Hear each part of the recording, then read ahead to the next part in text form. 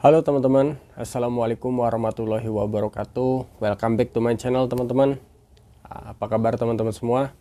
Nah teman-teman, video kali ini aku pengen bahas tentang biaya aku atau biaya yang udah aku keluarkan dari awal proses belajar atau awal proses perjuangan aku menuju ke Korea. Itu habis berapa sih gitu kan. Karena ini banyak banget teman-teman yang nanya dan pertanyaannya itu terus berulang. Berapa sih kah biayanya yang sudah dihabiskan gitu ya. Sebenarnya di video-video aku sebelumnya juga udah sering aku bahas sih berapa biaya yang aku habiskan gitu kan. Cuman mungkin karena nggak spesifik secara fokus membahas biayanya, jadi mungkin teman-teman juga masih bingung ya. Oke teman-teman, di kesempatan kali ini, di video kali ini aku pengen coba rincikan biaya apa aja yang sudah aku keluarkan. Walaupun mungkin tidak akurat ya, tapi seingat aku ya sekitar biayanya sekitar yang bakal aku sebutin ini. Jadi buat teman-teman silakan tonton videonya dari awal sampai akhir ya teman-teman. Oke, mari kita mulai. Nah, biaya pertama teman-teman yang paling utama itu karena aku menggunakan jasa atau aku ke Korea itu melalui kursus bahasa atau LPK. Nah itu yang jadi bahan pokok biayanya teman-teman. Berapa sih aku bayar biaya LPK-nya? Nah aku bayar LPK itu sekitar 21 juta rupiah teman-teman.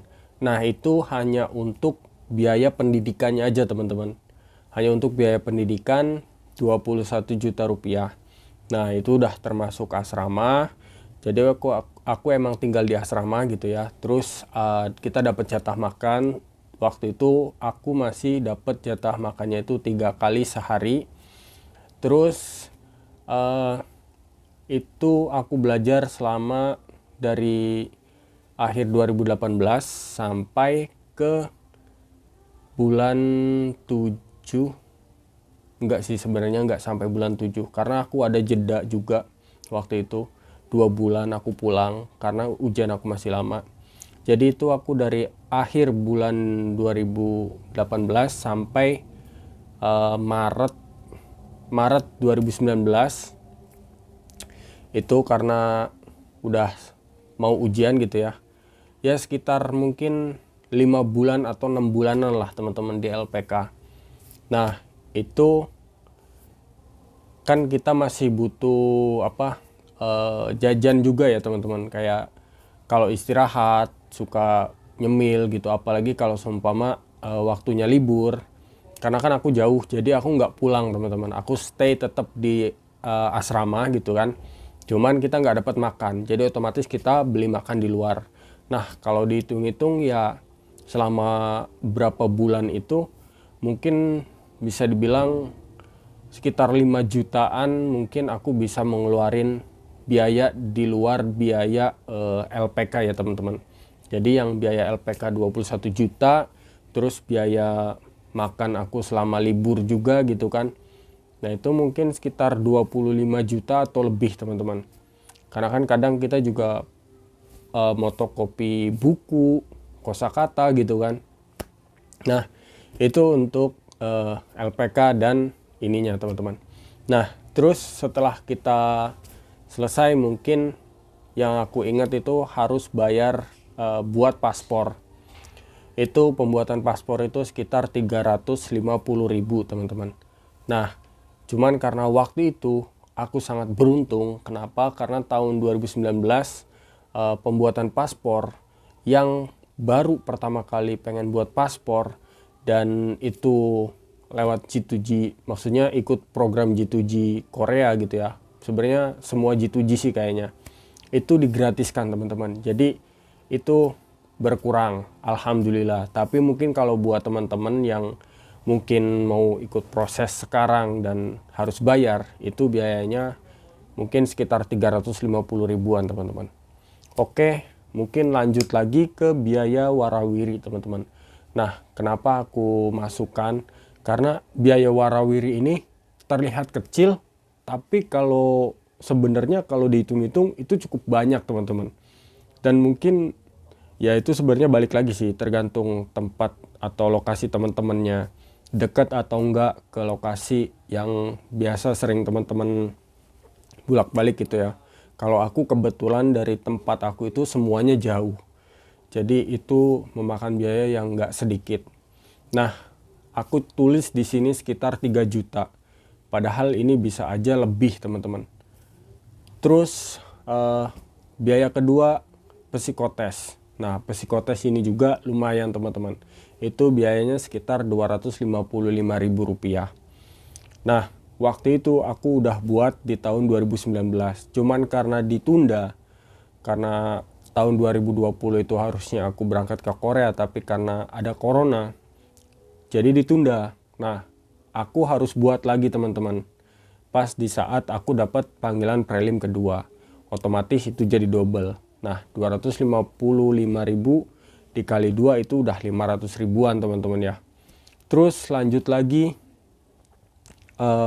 medical check up teman-teman.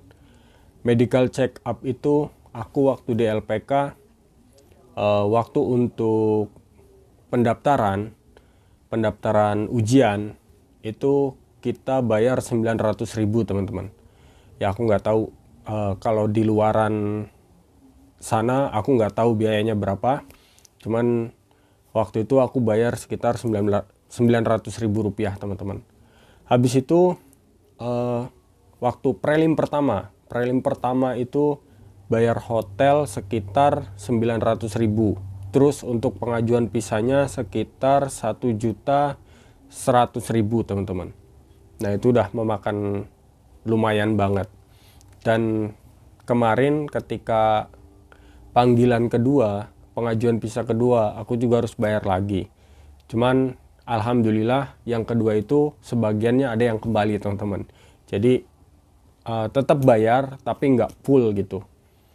Terus PCR, karena waktu kita harus ke karantina di Jakarta itu kita harus PCR dari rumah kan. Walaupun nanti pas mau keberangkatan kita harus PCR lagi di tempat karantina. Cuman waktu itu alhamdulillah pas bagian aku itu PCR di karantinanya udah gratis teman-teman. Jadi alhamdulillah itu dapat potongan. Jadi aku PCR cuman 275.000 dari rumah. Terus yang selanjutnya itu biaya tiket pesawat teman-teman. Biaya tiket pesawat itu sekitar 5 juta rupiah ya, 5 juta lebih lah, 5.500.000 atau berapa gitu kalau nggak salah. Dan itu mungkin juga bisa berubah setiap waktu ya teman-teman. Terus habis itu karena aku berangkat di zaman corona masih lumayan rame, aku harus karantina teman-teman. Nah karantina ini juga lumayan teman-teman, memakan biaya. Tapi untungnya pas waktu aku berangkat itu udah agak berkurang. Yang tadinya 14 hari jadi 7 hari aja teman-teman. Jadi aku sedikit berkurang lah untuk biaya karantinanya. Waktu itu sekitar 8 atau 9 jutaan lah teman-teman untuk karantinanya. Nah terus persiapan lagi yang terakhir itu untuk biaya kita selama hidup di Korea 1 bulan. Jadi kan kalau kita datang ke Korea nggak mungkin kita langsung dapat gaji kan. Otomatis kita harus kerja dulu, setelah 1 bulan baru kita dapat gaji gitu kan. Nah jadi kita harus bawa ongkos sekitar 5 juta, itu minimal teman-teman. Jadi bisa lebih dari 5 juta. Nah dari awal tadi sampai yang aku sebutin terakhir, itu kalau aku total sekitar 53.200 sekian ribu teman-teman.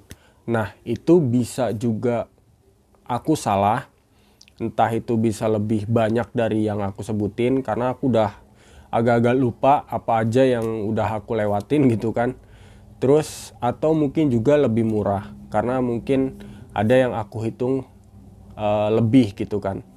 Cuman seingat aku sih nggak akan ada yang kurang sih kayaknya. Mungkin kalau lebih bisa jadi. Jadi ya sekitar itulah teman-teman. Jadi biayanya sekitar 50 juta ke atas. Ya kalau dipikir-pikir ya yang lumayan itu biaya warawiri sih teman-teman. Karena kita nggak kerasa biasanya, cuman 50.000, cuman 70.000, cuman 10.000. Padahal kalau itu sering gitu kan, apalagi yang buat teman-teman yang jauh gitu kan, itu bakal lumayan banget sih makan biayanya. Kalau dicatat gitu kan, bener-bener dicatat, itu pasti bakal lumayan banget. Nah, itu dia teman-teman, biaya dari awal sampai aku menginjakan kaki di Korea sampai bekerja, segitulah kira-kira biayanya. Tapi buat teman-teman yang mungkin aku nggak mau pakai LPK, nah buat teman-teman juga yang kok LPK-nya mahal banget bang, kok ini itu, ya teman-teman, kalau seumpama dirasa LPK yang aku ini terlalu mahal, teman-teman bisa cari LPK yang murah aja, tapi jangan yang sembarangan gitu kan. Harus benar-benar yang punya kualitas pembelajarannya juga bagus gitu kan. Terus kalau bisa cari aja yang deket rumah. Jadi kalau seumpama libur, teman-teman bisa pulang ke rumah, bisa makan gitu kan, bisa irit lah istilahnya. Tapi aku nggak saranin buat teman-teman cari LPK yang bisa pulang pergi. Kenapa? Karena biasanya kalau seumpama kita nggak dikarantina, belajarnya itu kayak kurang kurang efisien lah. Jadi bisa males. Kalau di rumah itu aku nggak tahu kenapa, ya mungkin kalau teman-teman yang rajin belajar fine-fine aja, tapi kalau aku sendiri terus terang, kalau aku di rumah gitu, aku males buka buku, aku males belajar gitu kan. Kalau di LPK atau di karantina, itu kita jadi terpancing sama teman-teman yang rajin belajar gitu kan. Ya teman-teman harus ngelihatnya yang rajin belajar, jangan yang di karantina tapi rajin main game, rajin main-main gitu kan. Jangan yang ke situ jalurnya, harus yang jalur positif gitu ya.